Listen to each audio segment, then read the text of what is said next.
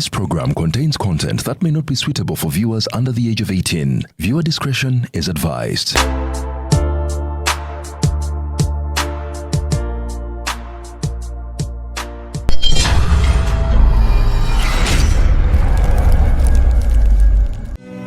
Is ordering your stock from China, Turkey and Dubai stressing you so much? Is it taking you months and months for you to get your stock? Just 1, 2, 3 and trade like a boss you are. 1. Talk to Iran Global Logistics on 0740 152 331. 2. Let us know whether it's sourcing or sending money to a supplier that you would want. 3. Enjoy our unmatched customer service. Trade like a boss with Ryan Global Logistics. Find us at Nabugabo Street, BBC Building, Room N412.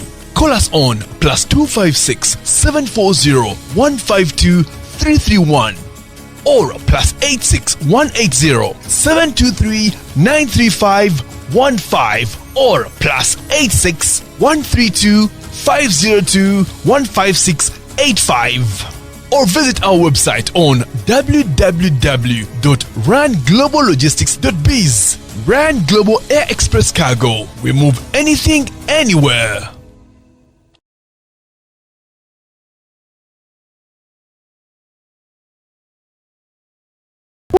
Punda Limited yakuletedde omwoleso ogutuumiddwa The Taste of Uganda Agro Trade Exhibition 2026 okuva ennaku z'omwezi 18 paka nga 19 June ku Goldsmiths Center e London. Mwoleso gwa bannamakolero bannayuganda wamu n'abatunda ebirime naddala ebyongeddwako omutindo. Kiyite Agro Processing Sector nga gugenda kuyamba bannayuganda abo okusisinkana abaguzi, distributors, investors n'abantu ssekinnoomu okuva mu Bungereza ne mu nsi endala eza Europe. Kuno si kugenda bugenzi kwolesa wabula okubeera nga Punda Limited ekuyamba okusisinkana abantu bano ne mwogeraganya ku ngeri gy'osobola okubeera nti ky'ojja Uganda okifunira akatale mu nsi z'abazungu. Nkujjukiza nti omwoleso guno gwakubeerawo nga 18 paka nga 19 June omwaka guno mu London. Okwewandiisa osobola okugenda ku Eventbrite oba okukyalira omutimbagano gwa pundalimited.com okumanya ebisingawo. Weereza WhatsApp ku namba y'Ebungereza oba okuba ku y'Uganda. Punda Limited ebaleetera the first edition Air Taste of Uganda Agro Trade Exhibition 2026.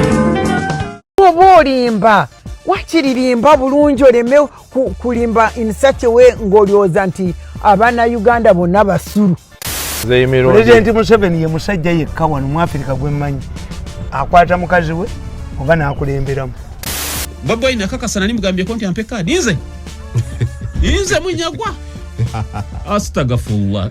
You have been abusing authority Mwenda. Your lack of intellectual quality is not my problem. Kungulu oli wa kiragala mundu oli yero Komanyoko ne bannange. So welcome to yet another edition of Kasuku Live. Olunaku olwaleero the animal farm tukomyewo. So Honorable Munyagwa nsanyusa okulaba. Kale sebo. Tandise bitengi kati. Amasuuti wagajjeemu. Kasuku. Nalaba ne gundi nalaba Mugisha Muntu. Ali Jeno. Jeno Mugisha Muntu. Yes. Yakoma ku kya Major Jeno. Yes, Major Jeno, two-star Jeno. Ng'asaddemu kano kalayini. Oba kaali kategeeza ki. Naye edda abantu bedda baabusalanga obulayini. I think it symbolizes Nadala ba UPC. I think kakati yengeri gyali family ya UPC. Ebo baakakikozesanga nti balina olugero lwabwe. Genenze lukozesa kukiwalaata kyonna nti kuba eriyitamu ennyo emmotoka teribaamu muddo. Kekana akagundi kawalabanga akakuubo nti awo bagezi nnyo so waliwo kuba eriyitamu emmotoka buli ddakiika nerigenda.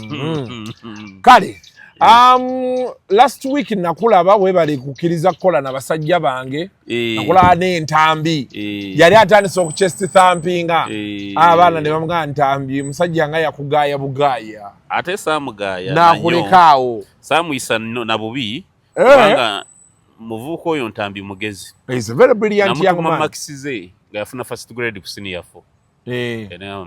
Goli mukulembeze wancha terina lwaki ntoba sigenda kugaya tutambule bulungi and I told him twanetagira wendi nze newe tuba tetukwatagana birowoozo Kasuku njagala kwasinze nsinga obugezi banja batusinga namwe betusinga obukulu mutusinga obugezi nenjagala ng'otegeera byoyogera nange nfunemu ntegeere nti olina kyogatta ku society naye saagala abantu balooze ekyantuuza n'entambi kulaga abantu nti am down to earth nti siri wa malala yes mwana muto iki but mugezi yasoma and yes ideas no yasoma ekyo kikirizo omuntu ayasoma tabanga ataso sorry abali abatasoma naye omuntu ayasoma aba yasoma abambugumyeko so ntambi namwagala nnyo nze njagala nnyo ntemeteme ng'okozesa logic ngambe nedda facts and logic nti wano kyoyogera tekikola kino tekikola naye bw'owemula awonze tetukwatagana blackmailing tikamuvuma dduke obo galinye jega so ntambi namuwa gate pass ye bwawulira bayagala bakunvuma nga naye akozesa amagezi asembere ku meeza kwendi mutuule tutulajerege kole kyagendi kirungi nnyo tujja ntambi namuwa gate pass naye togigazia ogitwala mbalala omuntu nga tali ndikwana entambi namuganja andabe senior 4 senior 6 alina ne degree ba mu cinematography na biki nimugamba empapula zonna zireeta eziba teziriwo tewali ddiiro neŋŋamba oyo mutyaba empapula sinnaziraba kyobola mutyaba yagamba olunaku olusooka debate gundi shote yabaawo ng'empapula sinnaziraba mwali muteeseza leetera teyabaawo senior ffe yali teriiko nemugamba nedda tekisoboka anti yali agire teriiwo awuza certificate eri ku ssomero nemuga tufune genda ogijjeyo ofuneyo tukuleko nagireeta nemwatambi twogere oyo nvuka yali mu makati yani mbadde simumanyize nice moderator an astute journalist omulyanga muvubuka bambi naye mulaba tuyinza omukwasa eri show yaffe gye twali tuleese bagita atya the headline omanyi mbululu twali tukoze show gagita the headline kati ntambi ate ye n'asalawo akyazenga bannuupu yakyazaayo abatali bannuupu nga babiri abalala be yaddamu oyita ne batya wayi musajja ebuuza ebibuuzo wano tebaddamu omuntu omugezi nze simutyanze nebo even if you out reason me naye ng'okozeseza amagezi nseka busese naye omwana yo njagala nnyo abantu abagezi pozi n'okukulisaayo mu kuziika nakulaba wasulawo natuuka mwenda gwa kiro ne nasanga okwoyeemu nonninda nenkulinda sebo mukama wange ku makya ne baŋŋamba honorable wuuli neera naye wandaga omutima wanviirayo olwakuba gwe ne tv obadde toziraba ate nja kukiddamu nakwebaza ku BBS nenkwebaza ku NBS nekwebaza ku Sanyuka TV nze nali simanyi ku buyaye bw'oyolesayolesa wano nti wavunaanyizibwa bwoti naye respect gye nali nkuwa bwe natuuka omukadde we yafiira nayongera okuwa respect emirundi 2 saakigamba tonyiiga ndigamanyi ekizibu olina entondo anti ogambye wali nti ku buyaye anti yes nze sirina buyaye bwenjolesawo mbadde zijano nkugambye nti kulinnya Kasuku oŋŋambye nti toli comfortable nalyo why tompadde ensonga nkugambye nkulaba nyina instincts zindanga nti oli mufuuka ekintu ekyamaanyi erinnya personality egenda kusinga erinnya eri obunene gwe nogamba brand tozanyira mu brand eri trademark ate gyoyagala okuzanyiramu nze omanyi sirimba sibeera na mukwano gwange nga mulimba what I saw mu kungubage wammwe is not commensurate ku Kasuku ow'eno mu town tebikwatagana kiri kyanje lwaki nanti madde ndowooza wandibadde osanyuka ng'oga nti kate Kasuku w'omu town at least alina kyakoze nandisanyuse nga singa tetwali mu biseera bya neneera nkugambye nakugambirawo nga naye Kasuku mukadde oba afiiridde wano nga gwe wazimbawo kiralamu ate ngenda n'okubuuza okwo ku kyalo eyo ttaka oliguze Kasuku anti kompyutafala nze obudde bwe namala mu mmotoka yange ekiro najja nasula mu mmotoka awo ku mutu nawulira ebintu bingi okwo kati golowooza nti onsinga obugezi naye weebale kuno okufa buli mwajja kufa nawe ojja kufa nangenda kufa kituufu naye nti omukadde okubanga yafiira mu kitiibwa bwe kityo weebale neera abakunyoomerera manya abantu ba wano balina ebintu byo that third doctorate degree gye bayita PhD pull him down abalowooza nti oli awo oli wakusaagirira weebale kuba mu bantu babiri. You know, me I'm a double-faced guy. Omuntu ataninanga alowooza ndi erratic ndiki. Kirungi nnyo okubeera ng'olimu abantu ababiri. Weebale kubeera bavunaanyizibwa. Amina. Naawe weebale kujja. So emikolo gyaggwa ne tukomawo kati tucapa. Life has to go on. Naye abantu nga mwabaliisanga emmere gye bagamba mbu ya bbeeyi nnyo etaliibwa mulumbe nakyo kankyogereko. Ndowooza abantu balina bubeezi maalo. Waliwo abayogeramuko. Aba nabo bakisusiza. Omuntu yakalya nze bandeeterawo ebyokulya n'ebyokunywa ne saalya. Anti kati you are accustomed to eat. Yeah. Naye mwebale bambi. Mwebale n'okuggulawo ekikomera n'abantu okubanga olulaba ewaka beegazaanyizaawo, you know. Kale, now so much is happening in the field of politics. Ngabe tuli Animal Farm. So much is happening and njagala tutandikire wa olunaku olwaleero tutandikire ewansi bambi. Honorable Nsibambi era abantu bambuuzizza nnyo ne banga nti Honorable Munyagwa mutubuulize tali mu kkubo lyerimu nga Nsibambi lyakutte kubanga n'Ensibambi yatandika mpola mpola tugenze ku meetinga twagala kujjayo baana babonaabona ate abanupu si opposition abanupu bakola twagenze omumaliriza nga ayambadde yero. Sobola kubeera Minister President Museveni so akuyingire NRM tolikiraba. Nze nyina omutwe munene, I'm big headed. Nze nyina empaka. So sisobola kubeera wansi wa cabinet ya muntu okujja nga mukwano gwange nnyo. Omuntu oyo alina okuba nga he is ready to forgive. Buli kye nayogera you know balina doctrine ya corrective responsibility mu cabinet omwo nti ekintu cabinet wekisalawo mwenna mulina okukyambala kati ate ekyo sikisobola. Yesu akwera Minister President Museveni neera mukama wange owekitiibwa president oba ndaba kuli story teekako asobola owekitiibwa president nze solinda amwe NRM kubanga sigisobola. Nze siga nti sifugibwa omuntu waga nti ofugibwa oba wampisa mbi naye nze njagala nnyo okubeera independent minded nga weerowooleza kye njolowooza kye nziguka Kasuku Live nenjogera saagala kunkubira kumbuuza don't ask me anything. Why did you say this? Yes, kubanga that was not our position. I carry my head. Yagala nnyo ebyokuba realistic. Zama BNRM temumalanga obudde temulindaba ekyo temumala obudde.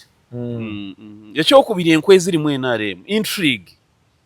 Gwekimanyi lwagenda okukavaringa okuinterviewinga president wasiikuula abalabe b'otamanyi gwe abakusinga n'obukulu. Kituufu. Gwomanyi abo empalana z'oyina.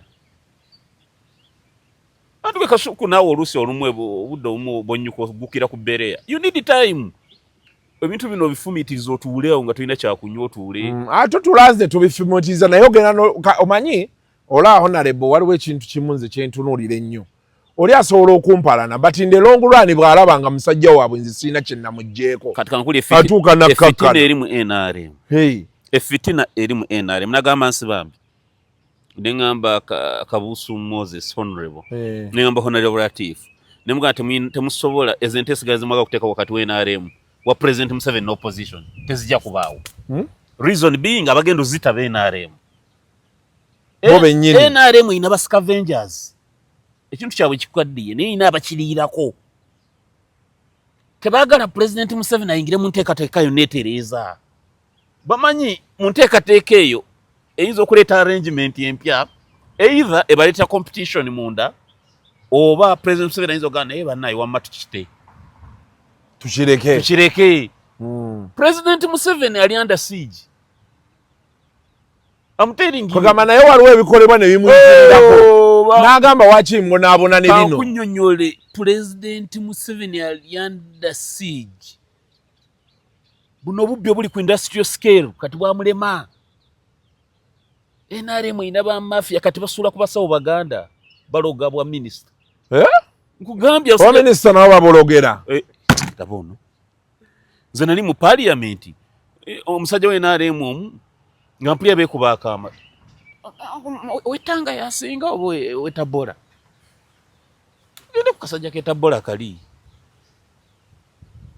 nibangamba nti etabola wali akasajja kambala ekanzu kasiraamu tekajooza kamaze emyaka 32 tekajooza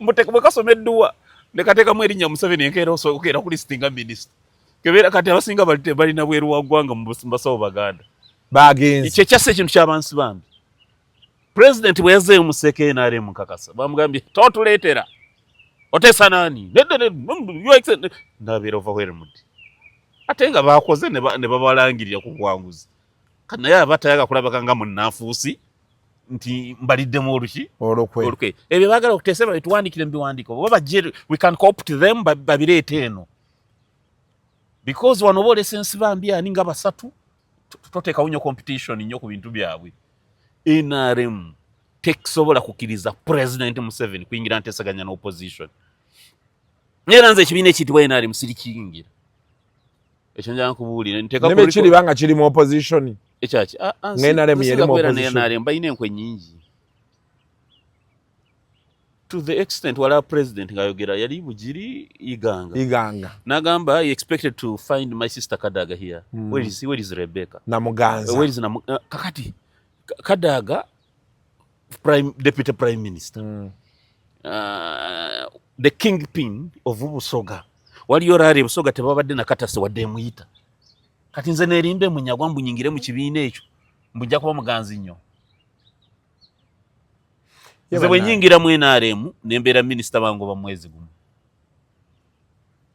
kyovola sinza kumala budde bwange neera mpulira abaana baŋŋamba ayo bagenda mu bwa minisita nenseka bwe mbwagala mbufuna amuteningi Kasuku mbwagala mbufuna naye nga tonakweyongerayo ku kya mwami Nsibambi Maama Kadaga nga mukambwe ennaku zino omuntu amunyonyogerako kati n'akuwa ebibyo mulabye ali ku minisita Babalanda atugamba nga be yamujingirira ebipapula tewabirabye ebintu ebyo sabira bisinza nakubikolako comment kazi mukambwe nnyo ennaku zino Maama Kadaga oba gye emyaka oba mukowu Babalanda omwana we yasoma ne muwala wange basharinganga Chubiko Kaboja waliwo essomero yita Kaboja International School Babalanda oyo surprising waliyo pate manyi obu international schools na butika mu kabbiru waliyo pate ebiki nga abaana requirements zabasoboye zigenda kumpi mu kakadde kati mbuuza Sara owaayi mwakoze mutya pate neerabidde nga twankubidde kuwa ssente namba mami anti Babalanda bwe yategedde nti ndi muwalawo yakutte bukwasi muwaleete nampa ate nga tankubidde n'akuteerayo Babalanda ne muwa respect ku ekyo Babalanda nkuwa ekitiibwa omanyi omuntu asanga omwana wo naga ni mwana wa Kasuku n'amugulira soda wali kitegeeza muntu muno so Babalanda honorable ebyo sibimanyi ebyammwe tewabitegedde mukambwe Maama Kadaga yamugaayo naga nti yamuteekayo nga talina bipapula n'amuteekayo kati ate bamwefuulidde ennaku zino Kadaga nno omuyingira omanyi mukambwe but going back wali so kati Honorable Nsibambi nze nyina experience mu kugwa obululu nakagwa obululu bobiri aka MP n'aka president bogwa akalulu obeera vulnerable kyeki obeera munafu onafuwa Nsibambi yanyiiza nnyo mu president Museveni mu musango gwa Dr. Besigye versus president Museveni ogwa 2-1 Nsibambi yali lead council oba either Matovu ba Nsibambi guli omusango katono gwe baali baagala okusazaamu akalulu ka president Museveni Nsibambi yali Royal Greenland eya Kigundu ebyo gye baggala neera ng'alowoozebwa nti y'omu ku baali bawagaza Sulaiman Kigundu okujeemera gavumenti Nsibambi 2/2016 yali chief fundraiser wa Besigye kakati abalonzi bamala okukuba abalonzi bulo bakuba obanga Jono gwe bajeeko amayinja you get the point kakati abasajja bala nkokufulumya akafayiro kamu director general CID nakuandikira yakabalua ena akafayiro kano newandika jewo sikalungi oba oli awo CM ayigamba waliwo essimu eno gye wayogera n'omuntu e South Africa naye teyali nnungi. Oba oli awo URA ng'ereese agency bagita agency notice ebanja omusolo ku akawunti yo ogenda ku banka ekuyo waayi ngalo agency notice evudde bagita agent notice oba agency notice sisoma nko taxation agency notice waliwo notice evudde mu URA A1 bagaba kubanja 1.4 billions kujali ya site z'omusolo gwabba kati sigamba nti byebiriwo temundetera obuzibu sibambi yali musomesa wange wa mateeka tantwala mu kooti sibwe ngambye ngamba nteebereza kati sebo otuuka nga n'abantu eno bakwadde obululu busatu newabula ne state ekutunudde mbwete yagala kuyisaamu tractor kakati tulina wano kyovola ffe tutabukira abantu eno wali abakuvuma mwamulabika mukolera Museveni eno Museveni akuyiga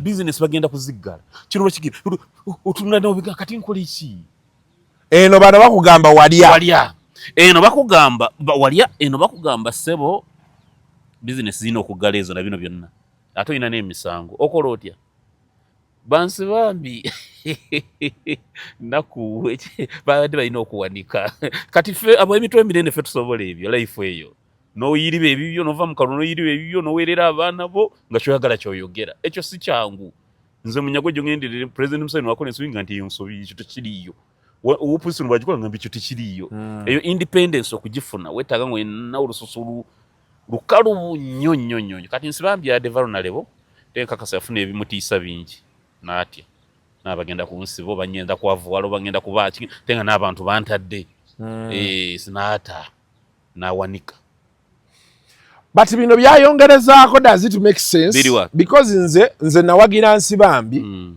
bino bye yagamba mbu sima y'abalonzi oba abajjako masannyalaze oba biki tebikola anti nze mu kusooka yayogera nti alina be yajjako amasannyalaze kiri kirala gali mu ttaka lye gali mu ttaka lye ate muwagira transform eri wano eriko layini egenda eri kuliko layini egenda eno kuliko layini egenda okimanyi nti wansi w'amasannyalaze tolina kyoyinza kuzimbayo otereevu weesanga yiikazo oba 3 nga yiika nga 8 bazikoze zonna zifiiridde omwo kati onaye mupya ze wana obadde transformer agijje wansi bambi agenda wali ebbalibbali w'ekkubo abateerewo transformer kuba gwe balonze ate ye abadde abawa wano ng'afiirwa balungi mirimu babikulya nze anti awo nze we namuwagirira wamu obusungu bw'abalonzi bonna omulonzi MP ne baagala nti tractor yange ngitwala nze nja muwagira agali mu malonzi agajjeko naye abaana ba basale kirungi yangambye abaleseewo nabo abajjeko nabaleke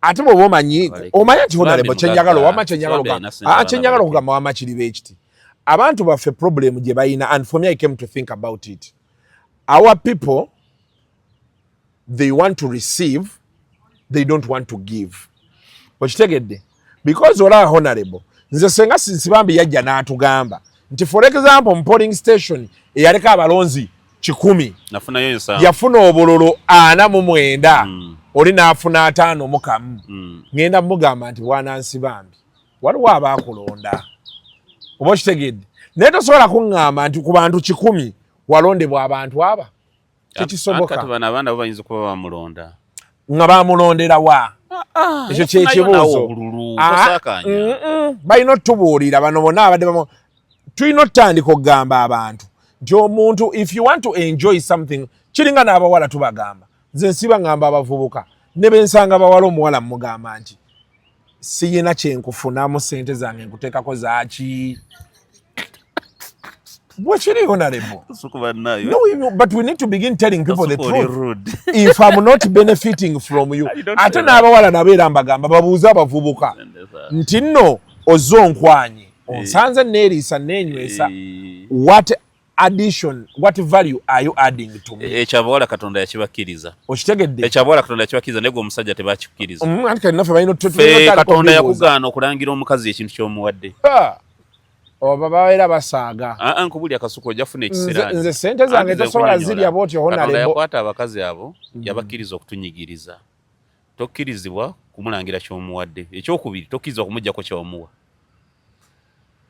mu mukwano ogw'ekitalo bw'ogamba nti Jessica nkwagala nnyo nkuwadde ekintu bwe kiti tokkirizibwa kukitwala nga mwawukanye nze birifu yange ne ebyo nze sisobola kusika kyengabye naye tokisika okireka n'okulangira Sendi yatugamba nti ekinakuluma tokigaba abakazi beera naye mu bulungi oyawukana naye mu bulungi oyinza okwawukana n'omukyala nga toyogedde ebyo byonna anti nze kyenkugamba kiriba ekiti ate oba okyamwagala neera tobyogera nze omukazi bwe nkukwana n'okkiriza tulina we tutandikira ne we tukoma kazi totandika nti kati njagala kukola nviiri nsooka kukubuuza enviiri zo bw'ozikola nfuniramu. It's a very important question, Honorable. Kyekikuzzaayo wali because you're going to look beautiful. Ate wabeewo omulala kwana kati ye singa wamusanga tanaaba wandimukwanya mwagaliraawo bemba nakusanga tonaaba tosigale nga tonaabo osanga nze kali akasuuka agala kati kyekiri kyenjagala okugamba abalonzi balekerawo olowooza abalonzi balekerawo olowooza nti bo bakitalo tebalabwangako. If you want that free ambulance, vote the guy who brought it. Don't mislead, Honorable Nsibambi. No, for me it is my opinion. Abaana bano Nsibambi akiza okuwa kibayita zaka kimukakatikako mu busiraamu. Sirabambi mugagga ono fizi w'abaana bano gwe batwala tawera zaka wa Nsibambi gwasasula mwaka abalekeyo. That is up to him. Nze kawempe bankuba akalulu nasalako ebintu byali bisatu. Nali mperera abaana 7 basigala basoma. Nali siweerera bangi saga kwewayiriza. Nayina tapu z'amazzi 39. Ngezo biru yange. Nani nsasula wakati wa milioni 25 kwa 32 buli mwezi. Nga za bwerere amuli muntu akima n'atwala. Kakati nembaga bannaye. Amazzi gano nze nagasika nze nakola ki? Agamu nozani bypass yali yagasalanga. Oyina kuwetolooza pipe ogitambuza kilomita okugituusa Katale. Nemugamba Kasita lines weziri kati.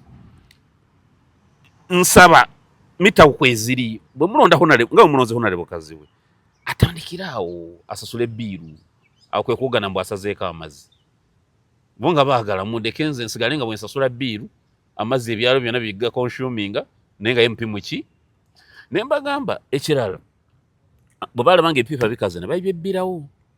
Nembagamba ekirala nyina ambulance ojofuna obudde nkutwale ku Australia ku Bondi radio covering ne kati yakwata n'enkonge nyina ambulance y'ekyalo nkyagirina ndi redo gibawa either mwekolemu community based organization enesasula driver oba mugambe honalebo wamu akkiriza okusasula driver wa ambulance n'okugirabirira njibawa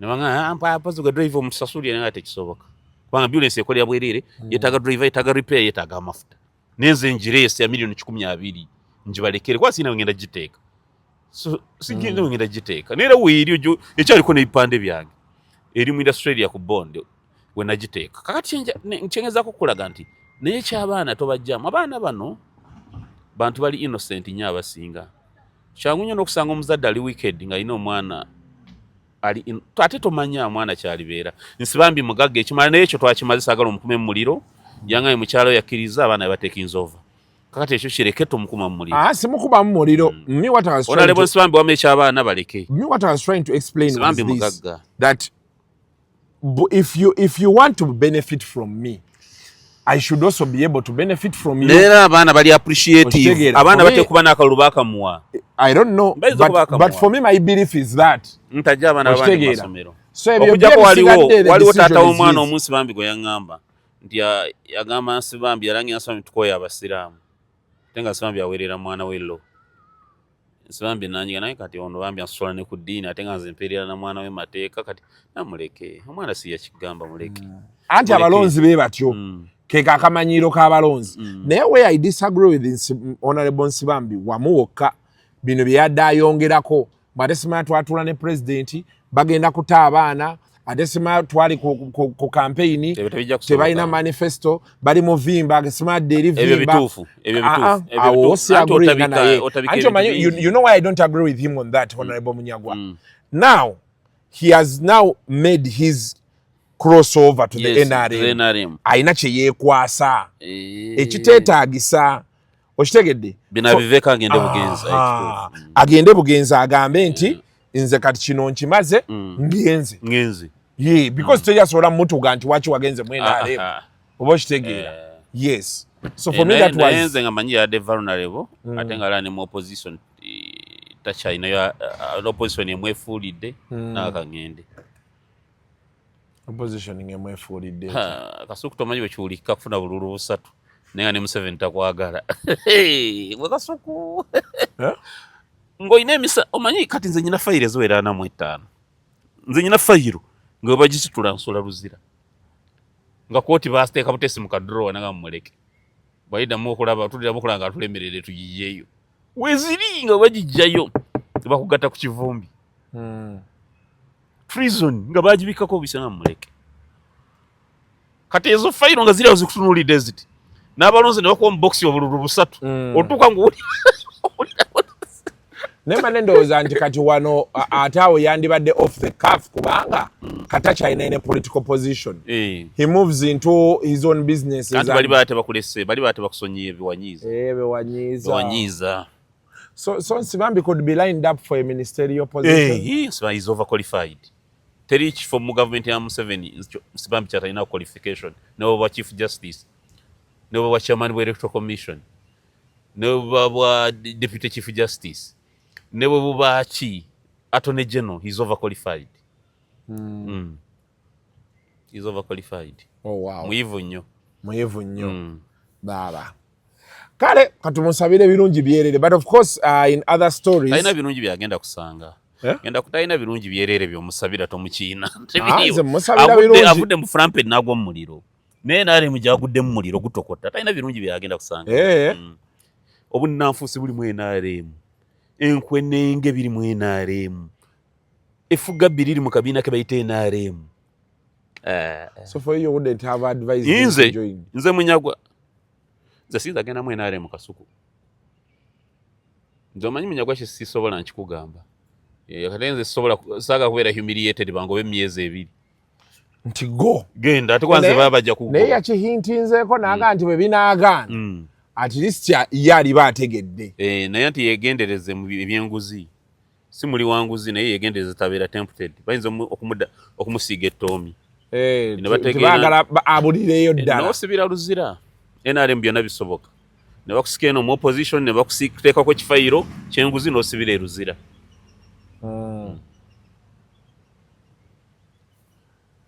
Well, that is Honorable Nsibambi for you. Then the other story that made headlines, that has made headlines this week, but the President Wanop. Yes, Honorable Kyagulanyi. Twamulabye ng'ayogerako ne ttiimu eri e Geneva. Ng'ayogera nabo, ng'abannyonnyola ku mbeera eri wano. Era n'ategeeza nti akalulu ke baakabba. Internet ne bagijjako ne basurroundinga amaka ge. Ayina ke nalabye agamba mbo Sevo is a smiling dictator. We agamba smiling dictator. Nti agenda ku UN n'akola speech. Empitirivu abantu ne bakuba mugabo ne bagamba ekiri yawo. Kumbe kye yalese ewaka. Anti kati Kyagulanyi ekyo yakitta. Kyagulanyi yafuna omukisa gumu ogutalidda. Ojjukira mu kisanja kiri bwe yagenda mu America n'asinkana aba Amsterdam baani. N'anyumya emboozi nnyingi bantu te mu nkambi z'amagye nga butuufu byali bituufu. Kintu ne typing. Ng'Abamerika ne babeera concerned biki. Kyagulanyi bwe yave mu America n'adda ebusaabala ku maato. N'adda ebusaabala ku lyato. Kakati n'akyemalira ayagala okutta nga bakulaba ku nnyanja oseeya ne Nubian bwe mugumenyeka. Kati bwe muba mugumenyeka nga toyina na mukuumi. N'akyemalira ayagala kutta, right? Oli ku lyato mwana kyali wange Nubian kagireemu awo bwomenyeka baga tewali business. Ono gwe baagala okutta. Bwe yaveeyo top command ye yonna high command neekuba embaga. Chovola America akajanja ne kakko omulundi gumu. America ina ba military attach awo ne political attaches we bali awo. America wana ina intelligence singa ya iso. Kati bakulaba bana ye sincere wala yagala okutta ono. Omukulu ayabadde ku beach n'ava ku nnyanja saa 2 ez'ekiro nga talina na mukuumi. Ono waliwo ayagala omutta. bakasajja babayiga bano kweri bonna bano bakubye embaga abawaiso mufumbiro bani bonna bali mu mbaga kweri goyinza okuba ng'oli kati goyinza okugenda Somalia n'okuba embaga egazo obadde olabayo embaga kati bakitiraawo nti nga beboogera eri eno babala abakola biki birala Kyagulanyi mu kisanja ekyo alina okuguma akalulu kandiwedde n'ateekawo embeera n'asibira mu kkomera nekana akalulu ne bamunominatinga ng'aliwa mu kkomera era amaze okuyita tesiti y'abasajja abalwanyi kati abazungu balindiridde Besigye lwanaafuluma bajja muwuliriza ng'ate bataddewo n'okutubawuliriza naye gwe nobagamba amonderani ngesuuti ngolole ya milioni 10 sodo gifuna bagiteka era ngo simanyi banupo ira ba propagandists fa basoma propaganda optics body language choice of words bimatalinga mu propaganda optics chechi enfanana endabika enfanana body language the demeanor your demeanor must rhyme in conformity nebyoyogera kakati oli mu suuti yonna bagipressinze zine suuti eza brand ezebbeeyi saati akatogi katukula face eraga bakedde mu duyiro zeduyiro bwetaba omusajja wa Ukraine bwabeera mu t-shirt ati mu bijaketi kati goga nti ndi misinde bangoba kakati Kyagulanyi ekintu kyafa awo yagenze omukyala nawulidde omukyala erinnya lindi yerabidde yambuze ebibuuzo ya department nga 4 bw'ogamba claim nti banziba akalulu bwandibadde weeyongerako ebintu bino wammanga twakuŋŋanya DR forms weziti nenfuna percentage weziti okusinziira ku gundi yaffe tale center yaffe yalaga kino bano balangirira kino oba kale bareadinga tale center yaffe balina tale center simanyi don't say simanyi I don't know. you say don't what itojja kunteka mu bintu bya kinnanfuusi ati wuliriza. But now do I know? Do you want me to say that they had it or they didn't? Oli munamawulire w'amaanyi nawe gyemu okutya ati obwano. Atenti Dani. I asked you the questions. Listen. Honorable Munyagwa, I want us to be truthful to each other. The other time bayogera nti balina tale center. Sibe kiri? Ne batugamba nti balina tale center. Oba okitegeera. Ku luno tetwamanyi oba waliyo tale center oba tewali. Singa nabadde propagandist wa noob. Kyagulanyi yadayogera nadde nja kuteekawo screen ennene. I display results. Omukyala yambuuziza okakasa wawangula nti nawangula. Uganda erimu constituency mmeka nti 5 n'omusobyo. Wawangula mmeka nti 49. Okakasa otya oyina bujulizi ki obulaga nti abaka bo gye bawangula wawangulayo. Nga tayina nandisiplayinze district 3 nti mulaba this is Bukoma Nsimbi. DR forms ziraga twafuna obululu 900 ne something. Mukulu byabakama ya declaring kenda. Simple. European that Geneva summit is in an international symposium on human rights that addresses, it only pays attention to human rights that ought to be known or ought to be published to the entire world. Human rights violations that ought to be. Ezetagisa nti ensi ezikola ki? Tosobola genda forum wetu ng'oli mu gagenza okuyimba. Go is facts. Nandifunyeyo sample. District 3. Nenga abana mulabe. Nembateka ku screen. Nera ku poto ya mugende ku poto yamwe the entire tare sheet ya bululu bwa Uganda njibatereddeko. Ne ya mukuru byabakama njibatereddeko. We therefore request international community to yambe tufune audit y'obululu no bwa wedde.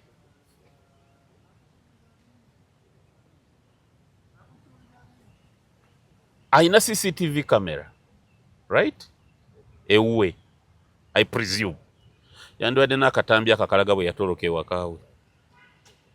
Okuva ku CCTV. Kubanga ku lunaku akalulu Kagwa was a presidential candidate. Bakwata police fena gye twayina. Olunaku lwe mwama lukulonda bwe muti. Bakwata police fena gye twayina. ne bagitekako babo ya SFC ebweru ku buli presidential na police bonna ne babanga bakwate mwenna abali munda omu n'abapoliisi bo bwe bakuleetanga ne bakuyingizeewo akabati kwagirako motoka zi SFC ne zeetooloola ziti tolina bwali osobola kutoloka akatambi yandikalaze ensi negamba wow ekyo bakitta international bakitta kyova olaba America akajanja kakka akajanja mu America kasigala mu bannayuganda kino ekintu Kyagulanyi bakiteete kyayina lugendo kibaye bakola bajje tutuule nga opposition tupange buto kyayikamu amazzi awo tewali business awo yagenze tewali deal ate oli wagamba tosobola tutuula nabo bani nze mu opposition yawamu tutuula kasita banga sibe bakulembeze problem bo kunkulembera oyagala kukulembera abo ekisoboka Munyagwa nze kyekyange kyendi kyenjaga sigaye swagenda mwena aremu kati uyayagala abeeriyo ze nkugambye lupu okolagana nayo si problem naye bo nga be bankulembera ekyo tekisoboka haramu haramayini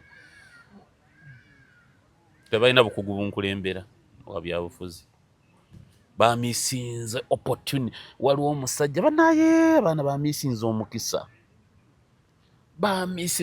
nalabako ku penalty yali World Cup oba semi-finals Ghana yali esamba oba Uruguay ne Ghana penalty ne bajja omufamba bamuyitanga Samoa Gyan ye Nuupu penalty gye yakubye over the bar 2010 FIFA World Cup Nuupu yakutte penalty eddakiika ekyenda mu esatu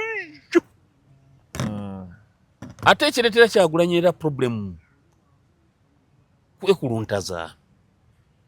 You need some brains. Awo yandibadde ba technocrats, a team of them. Bane mu dakiika zange sigenda ziva mu nzikirize statistician wa fono abalage discrepancies eziri mu byalangirirwa. Please use 2 minutes. Have this mchenge ku poto yamu. Wenavaawo. Noletawo mukugu mu security natambudde ne General Mugisha muntu. Analyzing exactly mu perspective y'ebyokwerinda kyekyali e Uganda. Nkwa kyakulabirako. Ogende ku non-compliance of electoral laws. Amateeka g'ebyokulonda gamenyebwa gatya. Lawyer segona yingirawo. Dakika 2. Mukebere gundi zammwe. Bakutte penalty edakika 93 over the bar. Waliwo omwana bayitanga ba radio ne Wizo. Bayimba oluyimba soba simanyi kunywa nolwatandikanga oga ozanyisa obudde bosumagiro wedde obudde yera kwagala nakukyawa obudde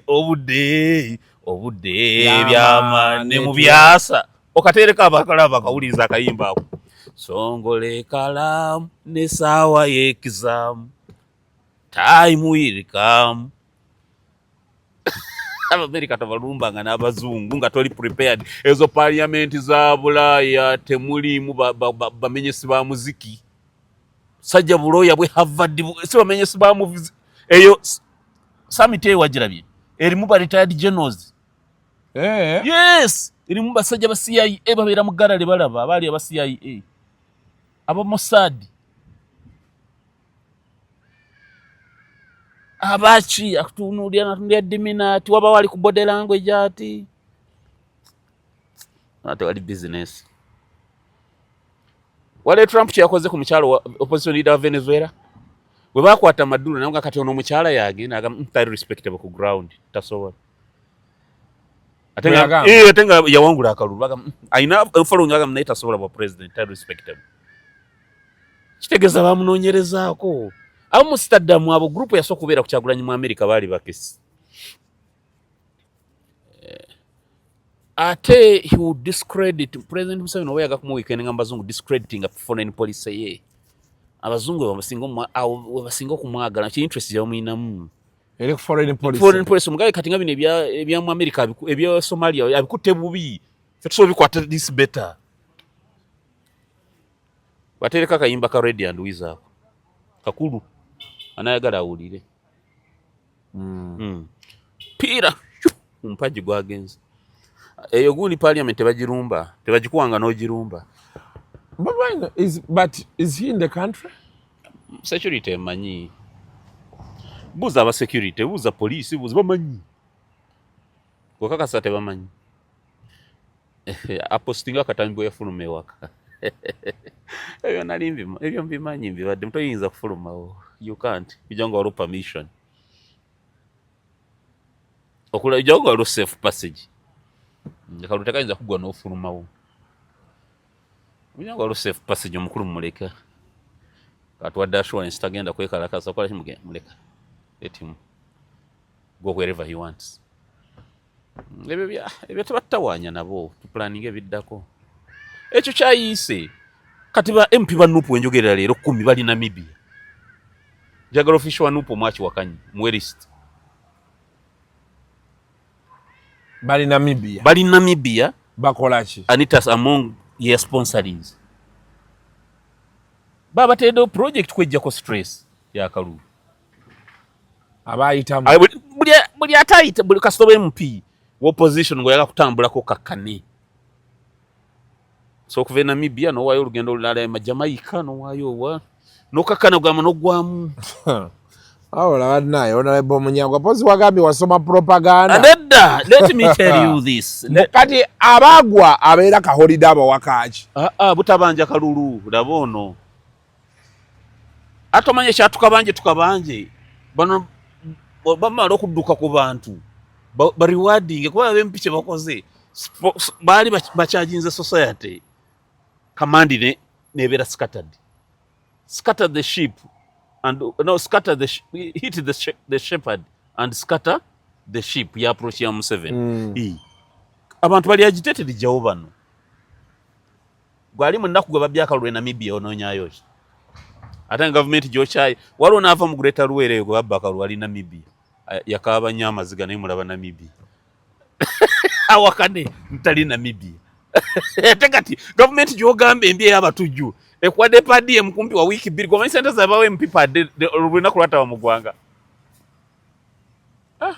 mkubuza wa center za bawe mpipa kulata wa mugwanga ogeze Namibia for 2 weeks padi mu manyi kwata $5 times 2 weeks buli MP lwafuluma wano ngate kuli ticket ya nyonyi $720 $720 times 2 weeks $720 times 14 days bwe mutwalo gomu something more 80 go take off business class ticket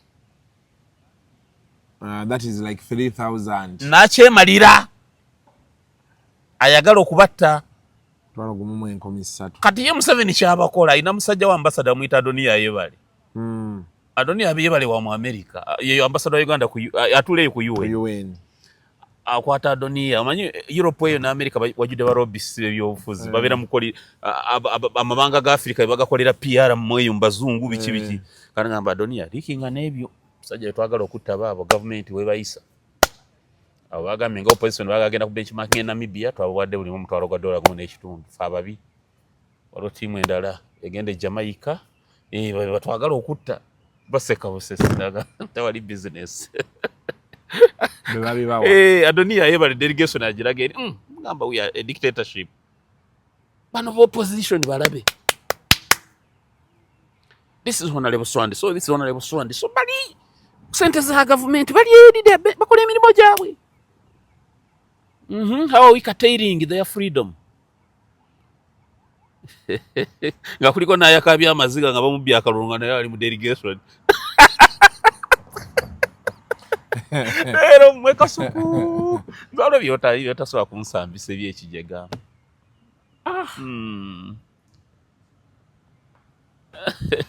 ebintu si byangu nze nkulaba ondaba nkola ki otidde ate nga gwoleta ebibuuzo ebyobufuzi nagamba wesonyo ebibuuzo by'obufuzi ofuna emirembe obireeta nenjogera we n'amaanyi ne gakugwamu but you see we cannot run away from politics we can discuss it because now that is it defines our way of life kijja kusumba ekyo mu Geneva teri kiriyo mpozi nga mwagala gambe Marys but teri kiriyo tomala budde gundi it's another squandered opportunity. Okay, katwayingidde race ya speakership. Nalabye Honorable Namuganza nga naye yeesowoddeyo agamba ayagala bwa speaker. Honorable Mau alabika okuba ekintu akikumyemu omuliro. Of course yagamba akyali mu consultations alabe bwe kinaabeera naye there have been hints nti maybe Honorable General Muhoozi ne General Sale bali mabegawe. Tebajja kusobola. Kiri kitya? Awai si byangu. Oluto nga lukuggwako. Si byangu. Kasuku. Kiki? Obulamu nga bwe wabubala si bwe butambula. Buleka bugenda bukyankalana. Bukyankalana kiki obuzibu ki? Ndi mu katubagiro ka byasimbi. Oyagala ssente? Njagala ssente za bwangu. Naye kati lwaki tonkubirangako ebyo ebintu tubimala buli lunaku? Jangu nkutwale. Tofaayo, jangu nkutwale. Jangu nkutwale. Haji, onaze kwewola. Asiza nnyo okimanyi bangambye ebintu bitono nnyo. Just logbook, national ID, bank statement. Bank statement yokka. Mu ssaawa 10 nezi kuba nga afunye ssente. Ssaawa 12 ojja nga olina ssente. Kati ate waliyo ne website yaabwe www.deltacash.ug. Osobola obijjulizaako okwo byonna byonna. Kati ssente njagala ogenda ozigyeyo ate nkukuba olusa.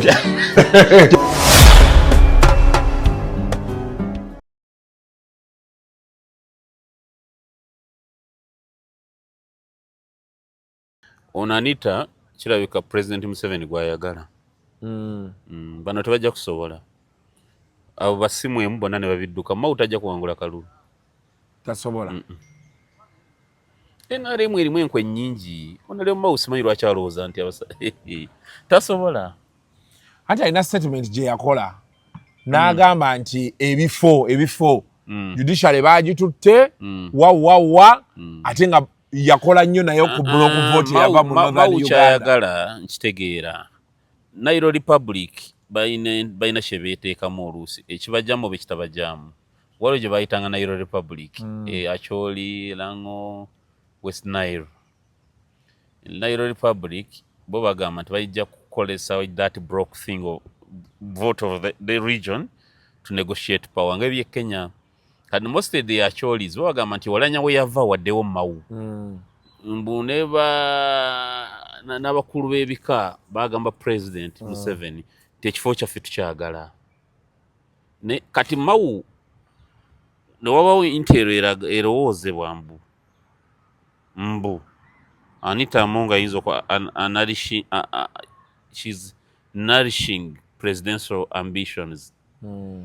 Kati nga bagamba Amonga ekisaanyi wa speaker ekyokubiri ajja kubirudinga synergies naki bamukubire wano.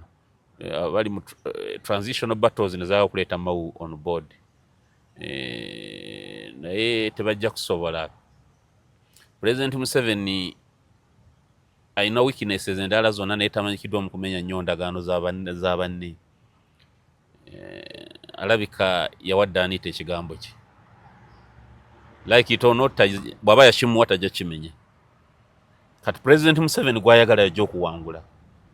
Abajeno Muhoozi bajeno Salingo Museveni yakyala tebalina makulu. Tebalina makulu tamalanga n'obudde.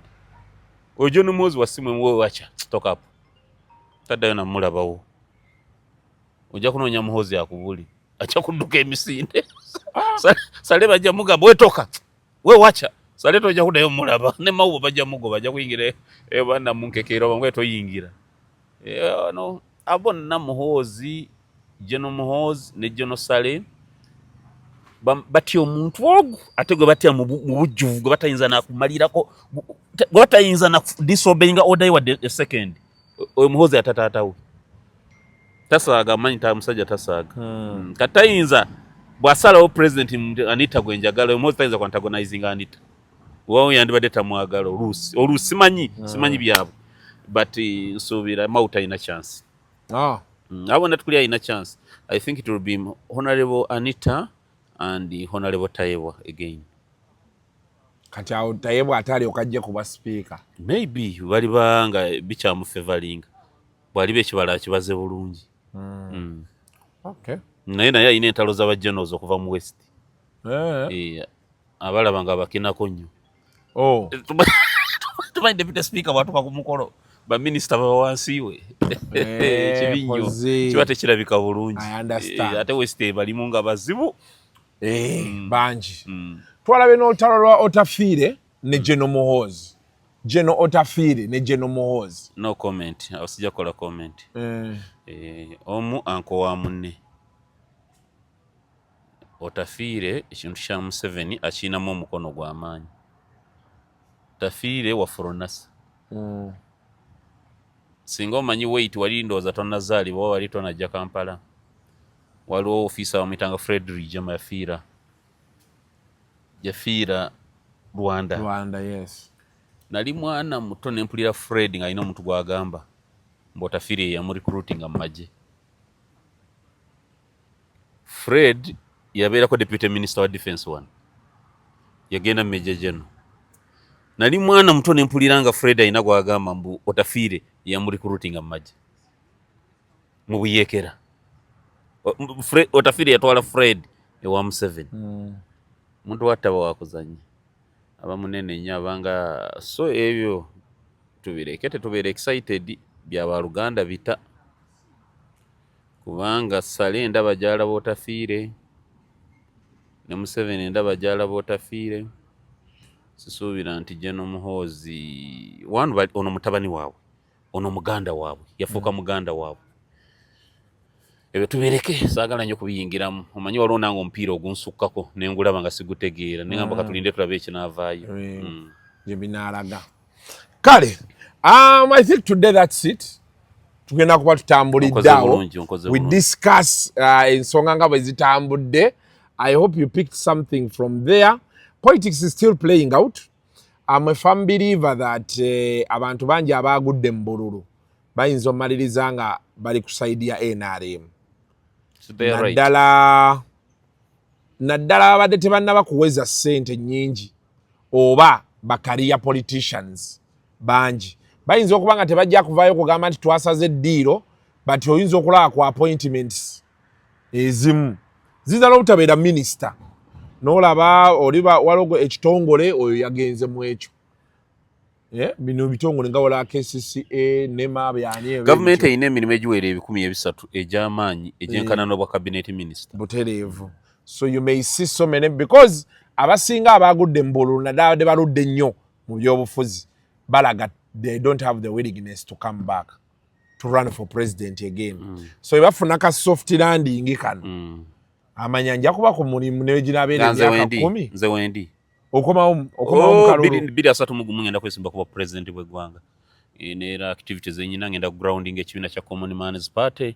Kulayira we kuggwa tetwagala kutwekwasa ntwagala kulemesa kulayira kwabwe twagala tugende tugule offices zaffe eggwanga lyonna tukole structure formation. We identify candidates 231 we tuli nno ate nga tuli bazibu. Kale byebyo on the camera is Mr. Mutyaba. Mr. Mutyaba oyo nno ali ku university kati. Kongzwa. Ero ina mukwata bulungi. University ki? Victoria University. Oh, good. It's a nice, it's a good university. Asoma. Yes. Era sebo byosookeddeko byonna. Okoze bulungi. Sooka obimenyeewo. Nera mbimenyeewo Mutyaba. Mbimenyeewo sebo. Omayegolo nadde njogera ne Honorable Munyagwa ku ssimu n'aŋŋamba guugwa waaliwa. Wagenda mu State House wavaayo nga guugwa. Yavayo ogeza amaanyi gaali mangi. Yasooka n'atuuka ku mmotoka yange n'agisamba ku mipiira. N'akasuku president waffe emmotoka teemutte. Namugaga omwana gwe mwana gwe you Mutyaba. But anyway, that is life. Until next time, mubeere bulungi.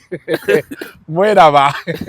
The views expressed on Kasuku Live do not reflect those of the host, producers, or management. They are solely of individuals providing them and do not represent or reflect the official policy or position of this YouTube channel. Bw'oba olimba wakiririmba bulungi oleme kulimba in such a way ng'olyoza nti abaana Uganda bonna basulu.